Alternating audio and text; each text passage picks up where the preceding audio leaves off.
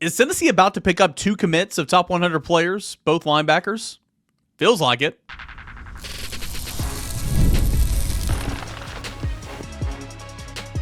You are Locked On Vols, your daily podcast on the Tennessee Volunteers. Part of the Locked On Podcast Network, your team every day. Hey, good Wednesday morning, everybody. Welcome into Locked On Vols, your number one spot for Tennessee football news and entertainment 5 days a week when you wake up, wherever you find your podcasts, free and available. Today's episode is brought to you in part by our friends over at Monarch Money. You can take control of your finances with Monarch Money. Use promo code LOCKEDONCollege at monarchmoney.com for 50% off your first year.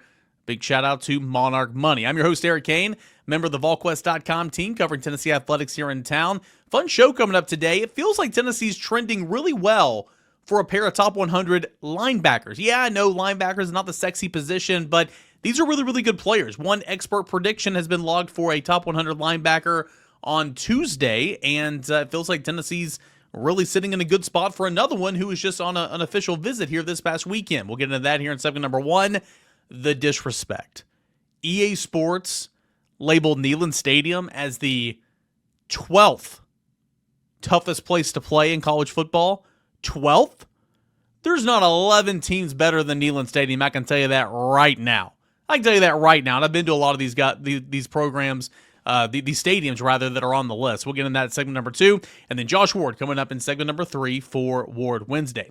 All right, so it was on Tuesday when On3 logged an expert prediction for Tennessee to land TJ White. TJ White is a 4-star linebacker, 6'1", 225 pounds, from Jackson Academy in Jackson, Mississippi. He was on campus for an official visit 2 weekends ago. He was at Mississippi State this past weekend, official visit 2 weekends ago. And he is a really, really talented player. On3 has him ranked as the 71st ranked player in the cycle, the 5th ranked linebacker, and 5th player out of the state of Mississippi. The On3 industry rankings has him listed as the 79th ranked prospect in the country, 5th linebacker, and 5th from the state of Mississippi. 247 has him as prospect number 86. ESPN has him as prospect number 264. Obviously, nobody does their research there. And Rivals has him rated as the prospect number 143. So, again, really, really talented player. Top 254 anywhere you look. Have to do 254 because ESPN's well behind the times when it comes to recruiting. But nonetheless, really, really talented player. And felt like, Tennessee's done really well with this one for quite some time. He's been on campus numerous times this semester, really in the past year.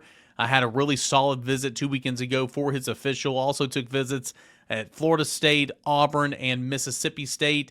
Feels like Tennessee right now has the momentum. Obviously, On3 put an expert pick for the Volunteers over the likes of Auburn, Florida State, and Mississippi State.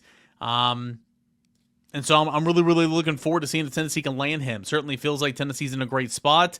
And it kind of, you couple him with Brayden Rouse, right? And Brayden Rouse was on his official visit this past weekend, and he told VolQuest that this was his best trip to Knoxville, and he's had a lot of good ones. Said he's been here a lot of times, had a lot of good visits. This was his best trip to Knoxville because he and the staff were able to talk ball. He and the staff were able to sit down, talk about his fit in the defense and all that and more. I don't think he's in the boat yet, but it feels like Brayden Rouse feels really, really comfortable with Tennessee, and Tennessee feels really, really comfortable with Brayden Rouse. It feels like Tennessee's doing a really, really good job right there. So, expert pick for TJ White. All right, so that would put Tennessee kind of in the category of trending, right? And then of course Tennessee's feeling really, really good about themselves and where they stand with Brayden Rouse. Brayden Rouse, a top 100 prospect on 3 industry rankings, 7th linebacker, 10th prospect from the state of Georgia. On3 has him at 155. 247 has him at 68. ESPN has him at 151. And Rivals has him at 83. So if Tennessee were to land these 2 linebacker prospects, TJ White and Brayden Rouse, man, it's just continuing to stockpile the talent that is there at linebacker. Linebacker was a big disappointment last year, okay? Keenan Peely went down with injury about midway through, had to play a lot of these young guys. There were some other injuries as well. Edwin Spillman was barely able to play. He only played like 3 games. He was going to play an awful lot. Jordan Burns didn't get to play an awful lot either. So you had to rely on a lot of youth and a lot of inexperience at linebacker, and I thought linebacker kind of took a step backwards last year. But you have Jeremiah Telander coming back. You have Arion Carter coming back, and I still think there's another level to reach there for Arion Carter. I think he's such a talented player, and he's played really, really well so far for Tennessee. Don't get me wrong, but I think there's another gear there to reach, and hopefully we get to see that this season. But you got Arion Carter, Jeremiah Telander, Edwin Spillman, who I think is going to be pretty good, Jordan Burns, who the staff really likes and is going to be in the rotation this year. Then you have freshmen, that didn't play in spring that were hurt, and the Jadens, right? Jaden Harmon and Jaden Perlotti. That sky's the limit for Jaden Harmon. I think he's going to be a sensational player. I think he's going to be a really, really good player. Jaden Perlotti was kind of flirting with some teams on the West Coast, ended up in Tennessee's class. You got Brendan Ains from Page High School that all that program does is win games down there in Middle Tennessee. And so the linebacker room, where again I just continue to go back to in 2021 when Tim Banks and not Kevin Shearer, the former linebacker coach here at Tennessee, Kevin Shearer was with Pruitt, the former linebacker coach, Brian Jean-Marie, there you go, he's at Michigan now. What he inherited in that linebacker room, where you were playing the 2021 season with 3 linebackers. Literally 3 linebackers. You had Jeremy Banks, you had Beasley, and you had Solon Page. And your 4th linebacker got hurt, and he missed a lot of games. And so where this room specifically has come over the course of 4 years has been phenomenal, right? Transfer portal helps in that regard. I get all that, but these are big-time recruiting wins. I mean, Arion Carter, big-time recruiting win. Jaden Harmon, big-time recruiting win. Edwin Spillman, a recruiting win. If you get TJ White and if you get Brayden Rouse, those would be 2 big-time recruiting wins. So this room has gone from seriously suspect to being a really solid, well-rounded depth position for Tennessee. And it's a pretty good talent. I think the linebacker position, regardless if you land these 2 guys, who really wouldn't factor into the season, obviously, and being the class of 2026, the linebacker position, that linebacker group is going to be much, much better this fall for Tennessee, because I think Edwin Spillman, you keep him healthy, he's going to be such a good player. Arion Carter is going to take a step. Jeremiah Telander, we know his limitations. We know what he does well, and he just goes and attacks it, does that. And I'm excited to see these young guys and Jaden Harmon specifically, hit the field and see what you got. So, and Jordan Burns too. So we'll see what happens. But On 3 logs an expert prediction for Tennessee to land TJ White out of Jackson Academy, Mississippi, the 4-star rated linebacker, number 79 in the country, 71 specifically to On 3. Very, very high on TJ White. And it feels like, leaving his official visit with Tennessee this past weekend, feels like Brayden Rouse in a really, really good spot for Tennessee. So these would be, talk about getting some of these recruiting wins, start stacking recruits and recruits on recruits and start, win on win on win. These would be 2 in that category that you really, really need to win. And it feels like Tennessee's kind of in the driver's seat for both of these guys. So we'll see what happens. TJ White is going to make his commitment known. He's going to announce his commitment on July the 1st. Again, Florida State, Auburn, Tennessee, and Mississippi State. That's a battle there. And so he's going to announce on July the 1st. So really intrigued to see kind of what that looks like. But it feels like Tennessee with William Inge, and William Inge has done such a good job. William Inge, his track record speaks for itself, don't get me wrong. He's had success coaching the linebacker position at every stop he's been at. When he gets in front of the microphone and talks to the media, it's kind of like everybody's great, everybody's going to be in the Hall of Fame, he loves everybody, all that. But then you get that out there on the practice field, and it's not Rodney Garner-esque. I'm not trying to make it out to be, but he gets after those guys, really gets after those guys, and they respond the right way. So I think William Inge has done a really phenomenal job here at Tennessee, coaching that position. Not only that, but recruiting that position at an extremely high level. And TJ White, we'll see if he picks Tennessee on July the 1st. We'll see when Brayden Rouse wants to announce. And if that's Tennessee, these would be 2 top 100 players at the linebacker position that would be picking Tennessee potentially. And man, that would be some big time, again, some recruiting wins for the University of Tennessee. All right, when we come back, EA Sports, the absolute disrespect. Like, are you kidding me right now?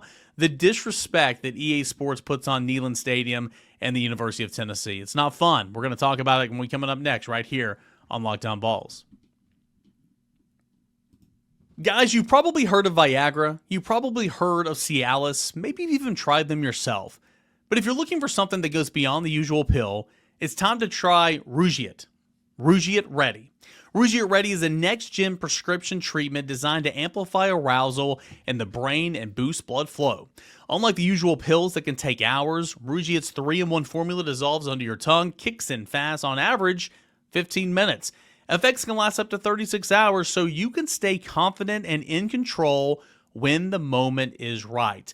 If traditional options haven't worked, Rougiet might be the answer for you. Over 150,000 men have already made the switch. It's online, completely online. Rougiet connects you with a board-certified doctor that ships your treatment discreetly to your front door. You can even read real customer reviews on their site. It's helpful. It's helped a lot of people feel more confident and present in the moment. Head on over to Rougiet.com/LockedOnCollege. Use promo code LockedOnCollege for 15% off today. That is Rougiet, RUGIET.com/LockedOnCollege, and use that promo code LockedOnCollege for 15% off. Individual results may vary with prescription treatment. Compounded drugs are permitted to be prescribed under federal law, but not FDA approved, and do not undergo FDA safety, effectiveness, or manufacturing review. Please visit Rougiet website for full safety information. EA Sports has completely disrespected Neyland Stadium and the Tennessee Volunteers. EA Sports, College Football 26. College football made the comeback. The college football game made the comeback last summer, and all my friends got it and were playing and everything. And I still haven't got a console to play it myself because I don't want to spend all that money. Even though I would love to play this video game. But you guys can tell me all about it. Really just takes you back to when you were a kid, right? At least for me, it takes me back to middle school, high school days playing NC Dubs. But nonetheless, college football, EA Sports College Football 26 released their top 25 toughest places to play. That came out sometime yesterday.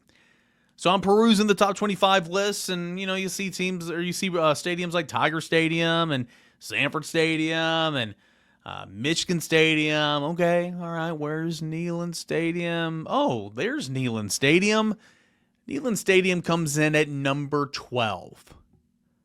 So I know it's in the nature of Tennessee fans in this fan base, especially the small minority online, to act like it's us against the world. Everybody hates Tennessee. All the officials, the umpires, the referees, they all hate Tennessee. Everybody's got an agenda against Tennessee and all that. I know it's in the character of some to act like it's the world against Tennessee. But in this situation, I mean, this is preposterous. This is absolutely ridiculous. I'm not saying that these stadium environments are not good, because there are a lot of those that are very, very good on this list.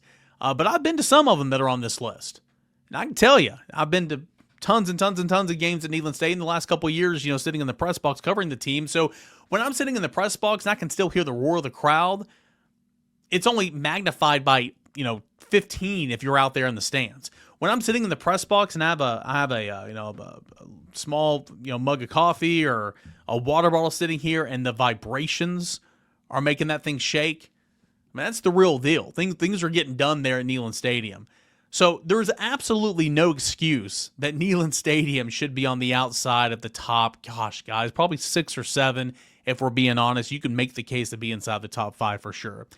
Tiger Stadium's at number 1. I've been there, albeit just one game. It was an 11 a.m. local time game when I covered Tennessee there in 2022. Tennessee got off the bus with a 14-point lead. Tennessee took the energy straight out of that crowd. That crowd never had any energy, okay?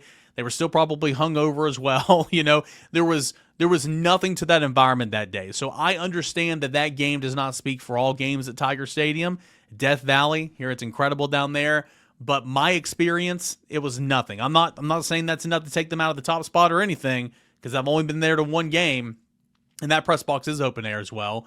But Tennessee absolutely took the crowd out of the equation that game, and they were nothing. They were nothing. But Tiger Stadium's there at number 1 for LSU.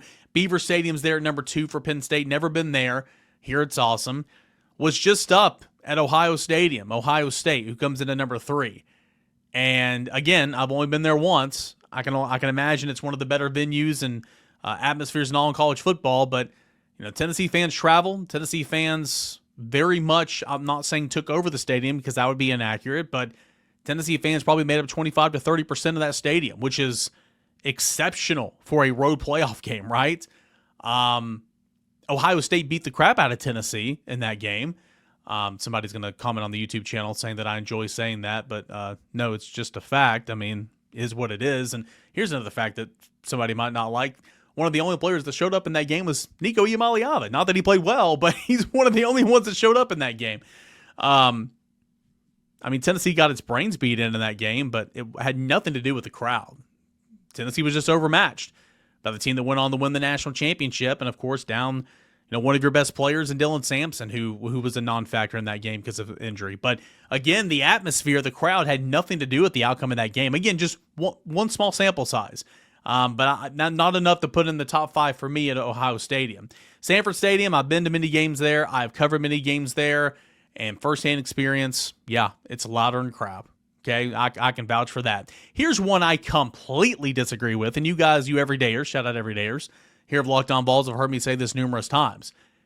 Bryant-Denny Stadium is the most overrated stadium in all college football, certainly the most overrated stadium in the SEC.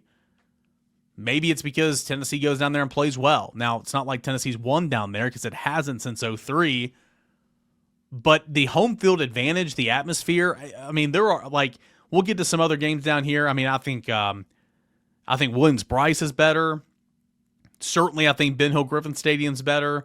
I think Gaylord Family Oklahoma Memorial Stadium is better. I mean, we'll get to those here in a moment. But, again, the atmosphere at Bryant-Denny is not that impressive, to be honest with you, in my opinion. I have never been impressed with that. Never. I went to a couple of games there just to watch in the stands, and certainly I've covered 3 games there as a member of the media. It's the full-time media. Never been that impressed. So the fact that Bryant-Denny Stadium was rated number 5 by EA Sports College Football 26, it's laughable in my opinion. Memorial Stadium, never had the pleasure. Clemson, the other Death Valley, if you will. I don't know. Can't speak on that. Ben Hill Griffin Stadium, oh yeah. And a lot of that might just be because it has been a house of horrors for Tennessee. Tennessee's not won down there since 2003. I've covered several games down there, been to a couple games as well. It is loud. It is sticky. It is muggy. It is hot. It is disgusting. And that's just the weather. That's just the atmosphere. Not talking about Tennessee's play on the field, where even on some years where Tennessee is clearly the better football team, Tennessee unfortunately just finds ways to lose down there in the swamp. But it's loud. It is a great environment for the home team in those games that I've covered. So I have no issue with Bill Hill Griffin Stadium, Ben Hill Griffin Stadium being ahead of Neyland Stadium right now, because I can vouch for that, or at least being in the top 10. Okay, at least being in the top 10. Been to Oklahoma Stadium one time. It was this past fall, and I remember talking with some of my colleagues leaving the stadium, and I'm like, I mean, that was fun. That was a cool environment. I remember some of the local media there saying that was one of the best environments it's ever had for that stadium. And I'm like, I mean, it was good. It was not bad. But one of the best environments? I mean, you get that on the reg in the SEC. I mean, I know as a new member to the SEC, but I mean, I was impressed, but I wasn't blown away. I certainly wouldn't have Oklahoma in my top 10. Never covered a game at Oregon. Never covered a game at Michigan. Would love to. Never covered a game at Kyle Field. And then there's Neyland Stadium. I mean, I don't think anybody does in-game atmosphere better in college football than Neyland Stadium, whereas I think it can be lacking in certain other sports on campus, but I mean, I think they knock it out of the freaking park in football with the light show, the drone shows coming up, the Wi-Fi that's been in there, running through the T, the pageantry, Pride of the Southland Marching Band, what they do in between for TV timeouts and quarters and all that. I mean, heck, they brought Dolly Parton onto the football field a couple years ago to sing in between the first and the second quarter. I mean, Neyland Stadium's in-game atmosphere and keeping the fans engaged and everything has been amplified tremendously under Danny White and his team, okay? But just the overall home field advantage, I mean, can't really argue. Neyland Stadium should be way up there. The fact that it's number 12 is absolutely hilarious, laughable. It's embarrassing, honestly. The fact that it's number 12 and it's not at least in the top 10, whereas you have Bryant-Denny Stadium. You just look at Alabama won a lot of games there, but it's not because of the atmosphere whatsoever. Oklahoma shouldn't be in there.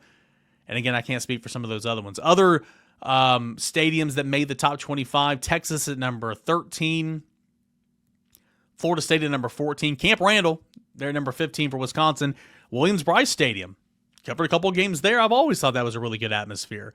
Jordan-Hare Stadium at number 17. Husky Stadium, Washington, number 18. Iowa at number 19. Utah at number 20. Notre Dame at 21. NC State at number 22. Oklahoma State at number 23. Michigan State at number 24. And Mississippi State, Davis-Wade Stadium, coming in there at number 25. What say you? I'm sure a lot of you guys listening and watching have gone to more of these stadiums than I have. I would love your opinion on this, right? The fact that Tennessee is Neyland Stadium there at number 12. I mean, I would have LSU up there for sure. I'd have Georgia up there for sure. Haven't been to Penn State, but I probably have that up there. I would drop Bryant Denny out of the top 10, no doubt. I would keep Clemson in there. I would keep Florida in there. I would keep Michigan in there. Kind of surprised Camp Randall wasn't higher. Coming in there at number 15, kind of surprised that it was number 15. It wasn't knocking on the door of the top 10. So anyway, that's just my thoughts. Would love to hear from you guys. EA Sports College Football 26 disrespects Neyland Stadium and in turn disrespects you, the Tennessee fan, saying it's not a top 10 place to play in the college football game. Just having a little fun here, but still, it is something to kind of think about. Hey, when we come back, Josh Ward, going to ask him the latest in Tennessee football, a little bit of basketball talk as well. What's going on with Josh Ward? Word Wednesdays coming up next right here on Locked On Vols. Ever wish managing your money felt easier? With Monarch Money, it can. Whether you're growing your savings or planning a big purchase, Monarch puts you in the driver's seat. It's like having your own personal CFO, giving you full visibility and control over your finances. Monarch Money is more than just a budgeting app. It's a complete financial command center. You can track all of your accounts, investments, and spending in one place. So in addition to managing your money, you're also building wealth. All right, we're all adults here for the most part. We got a lot of things going on. I mean, in the last year alone, I've had a kid, bought a new house, got married in the last 3 or 4 years, 2.5, 3 years. I should probably remember that. Done a lot of big boy decisions, right, in terms of being an adult. Sometimes I don't feel like it. I do right now. A lot of money coming from a lot of different places, having to pay this bill, this mortgage, doing this, doing that. And I'm scatterbrained, guys. It's all over the place. But with Monarch Money, man, all your spending, you can track it in one place. And when you're sharing that with your wife, with your husband, whatever, your partner, you can truly kind of all be on the same page. You can start building wealth together. It works for me and my wife for sure. Maybe it can for you as well. Take control of your finances with Monarch Money. Use promo code LockedOnCollege at monarchmoney.com for 50% off your first year. That's monarchmoney.com, promo code LockedOnCollege for half off your first year. Big shout out to Monarch Money. Hey, Josh, I want to ask you a number of questions here this morning, kind of, football, basketball, baseball, that type of stuff. Let's start with football. We're in list season. We're in talking season. It's going to continue on through the end of SEC Media Days until fall camp gets started, until we can finally see something that we can actually talk about. But Athlon Sports put out their predicted order of finish in the SEC and had Tennessee at number 10. Not Tennessee preseason ranked number 10 in the country. They predicted Tennessee to finish 10th in the SEC, 10 out of 16. Too high, too low, just about right. Well, I think it's too low. There's a chance that it could be that in some kind of tiebreaker where you end up leaving them there, because there's a chance Tennessee goes 4-4 in conference play, and several other teams could as well, and you're kind of tied at number 7, 8, 9, 10, whatever it would end up being. But that would be a disappointing finish considering what Tennessee did a year ago and the schedule that Tennessee will play this year. The schedule is the same in terms of conference opponents, but Tennessee kind of has a big 4 and then a bottom 4 in conference play this year, and losing to any of the bottom 4 would be a big disappointment, and going 0-4 against the big 4 would be a disappointment. That's a step back from where the program was a year ago. So if that's where Tennessee ends up, then it's not a very good season. Doesn't mean that the program's falling apart. It just means that the season would have been a disappointment from where the program had risen to, and it would probably put pressure on getting back to a high level in 2026. So possible, but lower than where I think Tennessee should finish right now. We kind of dove into the numbers. Nico Iamaleava versus Joey Aguilar. Looked at the Pro Football Focus numbers, completion percentage, long passes, deep passes, intermediate passes, stuff like that. And I mean, it's nothing new that I learned yesterday. I've been saying this really since Joey Aguilar came aboard. And I understand. I'm not naive to think that football follows the script. So like I understand that there's going to be some variables in here, but I'm under the belief that Tennessee's defense is going to be good. I'm under the assumption that Tennessee is going to be able to run the football, play good defense, run the football, have a quarterback that doesn't light up the world but doesn't kill you, and you should be a pretty good football team. I think it's as simple as that. And I think Tennessee could do that with Joey Aguilar. Why? Because Tennessee did that with Nico Iamaleava last year. Yeah, I do think that a lot of what you said is a fair prediction and a kind of fair bet on what Tennessee should be this upcoming season. Dylan Sampson was terrific, but having to replace the offensive lineman from a year ago, some of those guys I think they might be happy to replace, at least one or two. So I think with that being said, and the personnel that has a chance to succeed up front, and then guys like Peyton Lewis and Deshaun Bishop coming back for Tennessee should still be able to run with success, knowing the history of Josh Heupel and his offense. And I think Joey Aguilar, if he's the starter, will factor in as well to what Tennessee is able to do on the ground. Defensively, will they be as good as last year? I can't say that with extreme confidence right now because I'd like to know more about Jamon McCoy's status coming back from his knee injury. But I do like that they added Colton Hood to help with the depth as they had to replace some other guys. They had to replace some depth pieces. Boo Carter will be a year older, and he has some kind of breakout potential, I think, for Tennessee on the defensive side. One of the best athletes on the team and really the conference. So that combined with the schedule that I mentioned earlier is what keeps the floor higher for, I think, what Tennessee should be this season. Anything less than 8-4 would be a tremendous disappointment considering the schedule. And that, again, should come back to 4-0 in non-conference play, and that would be 4-4 in SEC play. That wouldn't be anything to celebrate, but it'd be kind of a holdover. Tennessee can be better than that, though, and if Joey Aguilar in the passing game can be better than maybe we predict right now, then Tennessee can be a top 15 to top 20 caliber team this season. Take the quarterback conversation, the quarterback question out of the equation. What's the main talking point regarding Tennessee football going to be at SEC Media Day? The main talking point with Tennessee, I mean, I think it's probably big picture. Can Tennessee maintain and even try to rise up to an even higher level in the SEC? Because I think Tennessee has been viewed as a program that is back among the top teams in the conference, but everybody also sees a gap between Tennessee and what Georgia has been and where Alabama was. It's a big year for Alabama to show, can it kind of get back into the top level of the SEC? But I think it's about the big picture of trying to take a step forward or holding steady, at least being among the top 5 to 6 teams in the conference, because Alabama wants to be there. Florida's trying to get back there despite its schedule and how tough that's going to be again this year. Oklahoma is trying to get back there as a program and get there for the first time. And as an SEC program, those teams are on Tennessee's schedule this year. So there will be a lot of talk, I'm sure, about the offense, and the quarterback position will be the number one talking point. But with Josh Heupel and Tennessee football, I think it will be about what they've accomplished and can they build on that here this year and over the next couple of years. You know, the House settlement passed, revenue sharing's coming to college athletics, and we're talking about all these changes, but really, a lot of these changes won't go into effect until the turn of the calendar year. So like football, you're not necessarily going to see a lot of these changes until not this season, but next season. But you're starting to see it legitimately take place right now in baseball, specifically roster management, cutting down the roster from 50 to 34, 40-man active, 50 on the roster, but got to get down to 34. And so you're seeing a ton of guys enter the transfer portal. I mean, on Monday afternoon earlier this week, there were 7 pitchers that entered the transfer portal. So, like, on the surface, it looks like, oh my gosh, what's going on? This is horrible. What's happening? You dive down deeper into it. It's like, okay, well, sure, they would have preferred that this guy stay, but Tennessee's lost 19 players, 16 pitchers, and still only one really main contributor for the roster last year.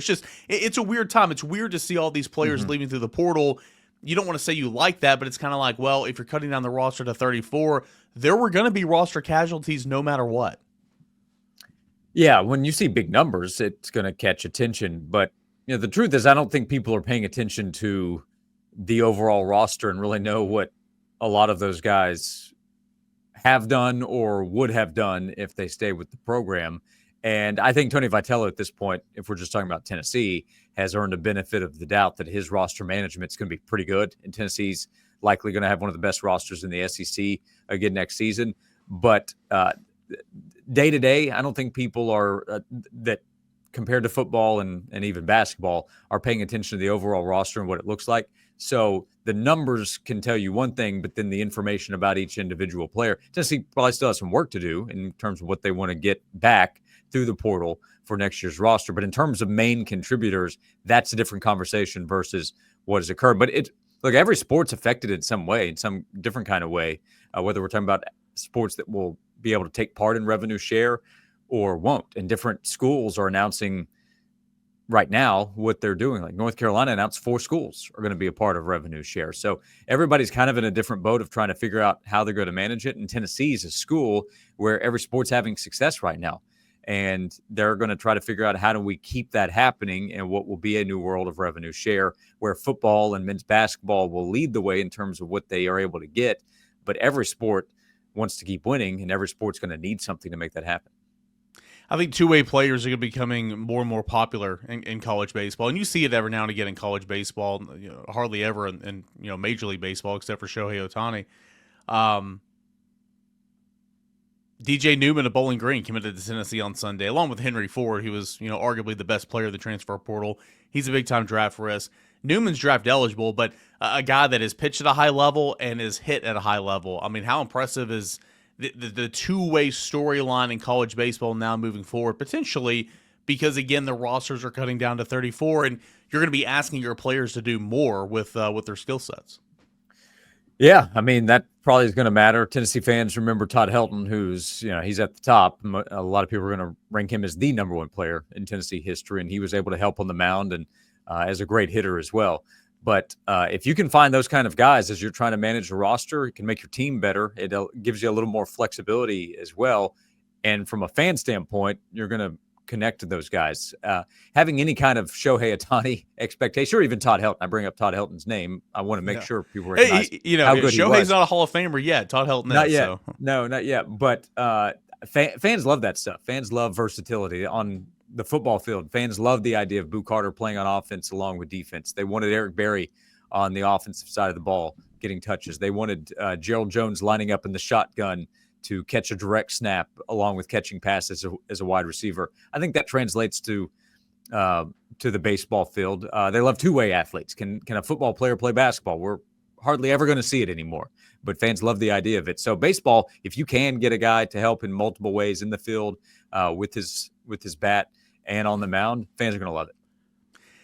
I don't know if you were there. I know you've been traveling a lot lately and you're probably on the air, to be honest with you. But first look at Tennessee basketball last week. I'm sure you saw some videos, read some articles and all that. First time you got to see these transfers, these freshmen, Nate Ament. Overall takeaways from last week's open period, I guess, and the things that came out of Tennessee practice. Yeah, that was going on while Swain and I were on the air. So following and seeing clips for sure, and following what was said afterward, listening to Justin Gainey when he met with the media afterward as well. I think Nate Ament is going to be a big-time player for Tennessee. There might be some growing pains. He's a freshman. That should be the case with any kind of young guy coming in. But his talent is for real, and his projection as a possible top 5 pick in the NBA draft next year is for real.